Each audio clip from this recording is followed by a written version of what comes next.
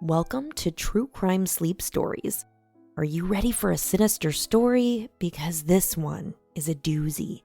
So lock your doors, turn on the fireplace, cuddle up, and cozy down. Today, I'm going to tell you the story of the diabolical Dolly Öesterreich and her secrets in the attic. August 22nd, 1922 seemed like a normal end to a late summer night. However, at the home of the Oesterreich family, it was anything but normal, and the day ended with neighbors hearing a gunshot followed by a scream. What was all the commotion, and who was in distress? Things like this don't happen in a small Wisconsin neighborhood, except sometimes they do.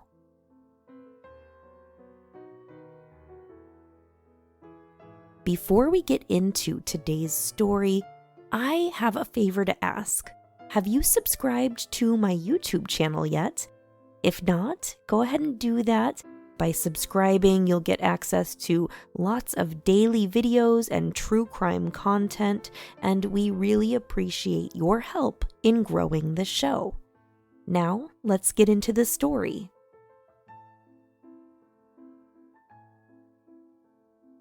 Born in 1880, Walburga Korschel, also known as Dolly, was a German immigrant whose family settled in the rural Midwestern state of Wisconsin.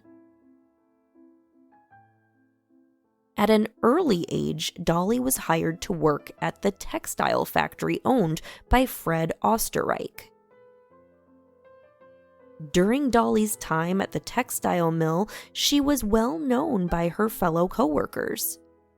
Dolly was an attractive young lady whom others doted on frequently. She was friendly and fun to be around, which attracted people to her. Dolly quickly caught the attention of Fred Oesterreich. Fred was a very wealthy man, but he was also known for his stubbornness and for being bullheaded. Fred was difficult to get along with and very set in his ways.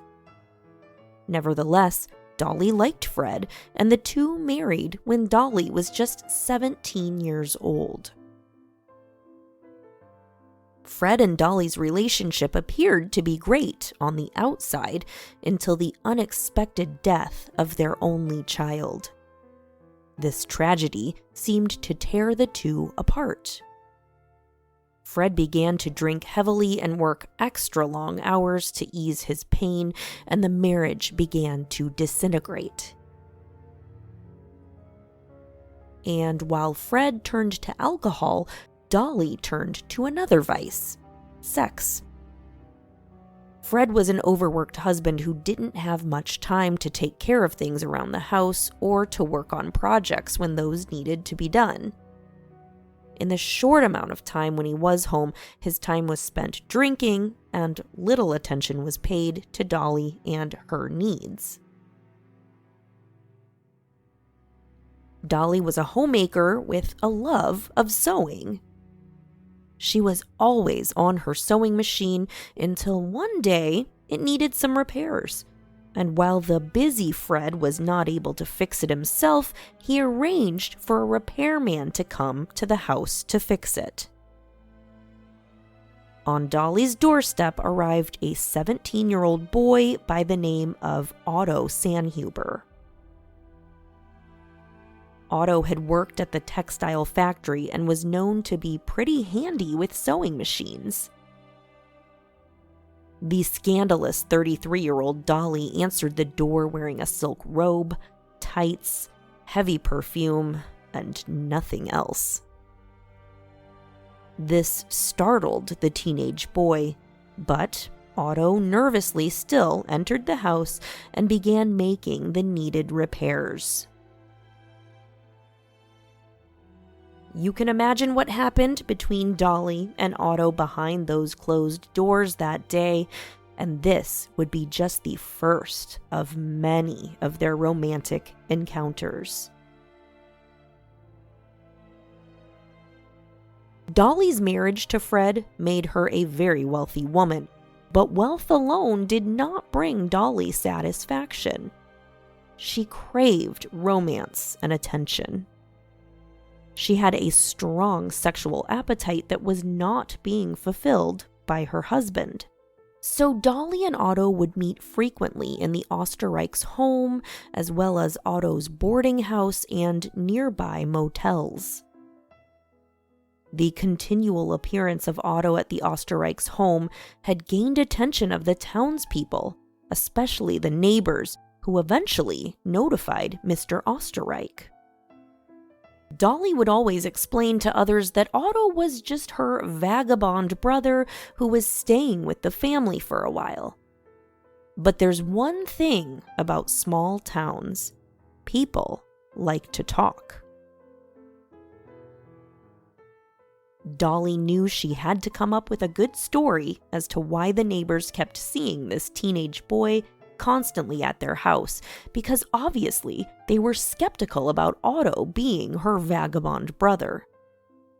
When Fred approached Dolly with his suspicions, the quick-witted Dolly told Fred that the boy in question was someone trying to sell her something, and that he just kept coming back. She told Fred that she believed she had the problem resolved and that he would no longer be returning to the house. But now Dolly knew she had to quickly think of a solution to prevent the townspeople from continuing to gossip about her interactions with Otto, while still being able to find a way to keep Otto in her life. Her clever plan was to hide Otto in the attic. To her, this seemed like a brilliant idea, and as crazy as it may sound to us, she was kind of right. Otto didn't have many friends, and he was not close to his family, so it wouldn't attract a lot of attention if he just went missing. So while Fred was away, Dolly and Otto would play. Dolly's libido kept her and Otto very busy. She and Otto would meet nearly 8 times a day. For 5 years, Otto would quietly live in the Österreich's attic of their Wisconsin home, only coming down to service Dolly while Fred was gone. When he was in the attic, he would silently read and also enjoy writing pulp fiction stories. Dolly furnished the attic with items for Otto to stay comfortable while he was up there. There were a few occasions that Fred had almost caught the two in the act, but for the most part, he was oblivious to the fact that there was a young man living in the attic. Anytime a noise was made or a shadow passed, Dolly would comfort Fred by stating, "You're just working too hard, and it's causing you to see and hear things."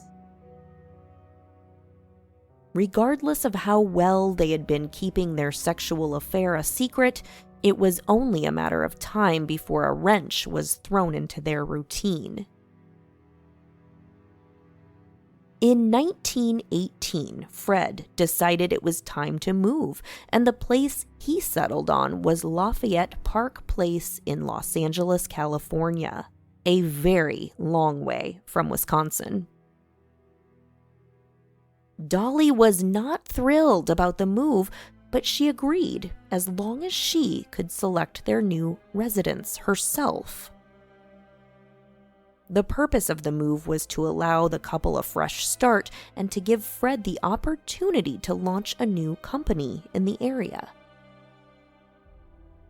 Dolly made her new home demands very clear, and one of the items that was a must in the new home was an attic. After several searches, Dolly finally found a home that had an attic, and that was not an easy feat. In hopes of continuing her affair with Otto, Dolly hatched a plan to have Otto move into the house before Fred and Dolly arrived. For 4 more years, Otto would spend his days living in the Oesterreich's attic and having sex with Dolly multiple times a day. That is, until August 22nd, 1922. On this night, Dolly and husband Fred had a terrible fight, one that Otto could hear loud and clear from his perch in the attic. It was so loud, in fact, that Otto thought Dolly might be in danger. He immediately dropped down from the attic and appeared with 2 guns. Right away, Fred recognized Otto as a previous employee of his from the textile factory, and the two went into a fighting rage. They tussled for quite a while until suddenly shots went off and Fred was hit 3 times. Sadly, Fred instantly passed away from the gunshot wounds. Otto thought fast and came up with a scheme to disguise what really happened. He ordered Dolly into the closet and proceeded to lock the door behind her. Otto took the closet keys and the guns with him to the attic. Neighbors surely would have heard the shots fire, and the police would be arriving in no time. The 2 lovers thought it would be very difficult to prove that Dolly could be responsible for Fred's death if she was locked in the closet. When police arrived on the scene, they were alerted to screaming coming from the closet. The police officers came to Dolly's rescue, but soon the questions started as to what happened. Dolly started to tell her story of the events that occurred that night. She told police that there was a robbery in the house. She said that the robbers shot Fred, stole several expensive items, including a posh diamond watch. Dolly claimed that the robbers then locked her in the closet and made their escape. The police were, of course, skeptical of Dolly's story, but they couldn't explain how she would be able to lock herself in the closet. That part of the story did not add up, but of course, they didn't know that there was another accomplice living up in the attic. Even though they were skeptical, they did not press any charges against Dolly, and she was released. After Fred's murder, Dolly took up residence in a new home with a new attic. Her life would not have to be a secret any longer, and she would be able to have her young lover, Otto, live with her. But that is not what happened. Dolly was still not satisfied with a normal life with just one man. Dolly forced Otto back into the attic while bringing multiple lovers in and out of her new home. She did buy Otto a typewriter to keep in the attic with him so that he could continue writing his pulp fiction stories, and Otto stayed content with being Dolly's attic love slave. Not long after moving, though, Dolly started dating her defense attorney, Herman Shapiro. As she began to feel more comfortable around Herman, she let her guard down and let several comments slip that started to raise some red flags. Dolly began to show Herman quite a bit of affection, and she gifted him with many expensive items, one being a luxurious diamond watch. Herman immediately recognized the watch as belonging to Fred Oesterreich. After questioning Dolly about the watch and how she obtained it, Dolly explained that she had just found it under a seat cushion. She claimed she just didn't think this piece of information was important enough to notify police about, so she never mentioned it to anyone but Herman. But being a man of integrity, Herman gave the diamond watch to police. This information was leaked to the press, which triggered 2 other individuals to come forward. J.E. Farber, a neighbor of Dolly's, and Roy Klum, a lover of Dolly's, came forward stating that Dolly had provided each of them with pistols to dispose of quickly. These were the same caliber pistols that Fred was murdered with. The investigators and prosecuting attorneys believed there was a connection. Not only did they have the testimony of Mr. Farber and Mr. Klum, but they also had the diamond watch that Herman gave them. After presenting their evidence, it was enough to arrest Dolly for Fred's murder in 1923. Even though Dolly was arrested, police were still trying to explain the mystery of how she ended up locked in a closet. Since they were unable to do that, eventually she was released. The entire time Dolly was in jail, Otto was in the attic of the empty house, fending for himself. Feeling guilty, Dolly notified Herman that her vagabond brother was in her attic and begged that he checked on Otto and provide him with groceries. When Herman tapped on the ceiling to alert Otto to come down, Herman was shocked to see the state that Otto was in. It was in this moment that the truth would start to unravel. Otto had not really had a conversation with anyone, other than occasionally Dolly, in over 10 years, so he was ecstatic to have another person to communicate with. He informed Herman that he was Dolly's sex slave for 10 years and that he had been made to keep their arrangement quiet. Herman, upset at finding out about Dolly's adultery, insisted that Otto leave at once. Otto fled the state and moved to Canada. After Dolly's release, she and Herman moved in together and their relationship lasted 7 more years. But after it ended, Herman notified the police of what he knew regarding Fred's death.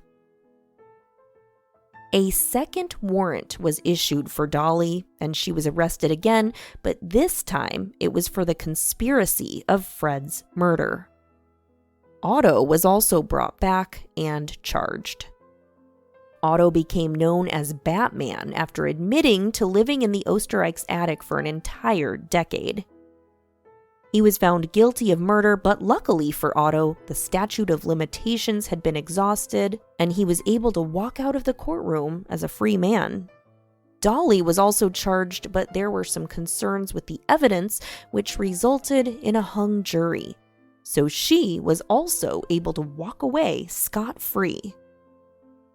Otto seemed to live a very quiet life after this was all over. He changed his name to Walter Klein, and records show him passing away in 1948 at the age of 60. Dolly ended up remarrying and spending nearly 30 years with her final partner until her 1961 death at the age of 80. If you ever hear anything in the attic and your spouse is telling you you're crazy, I suggest you look for yourself. You never know what secrets might be hiding up there. A very special thank you to Jamie Hunsaker-Gibbs for writing and submitting tonight's True Crime Sleep Story. Until next time, good night, sleep tight, and don't let the monsters bite.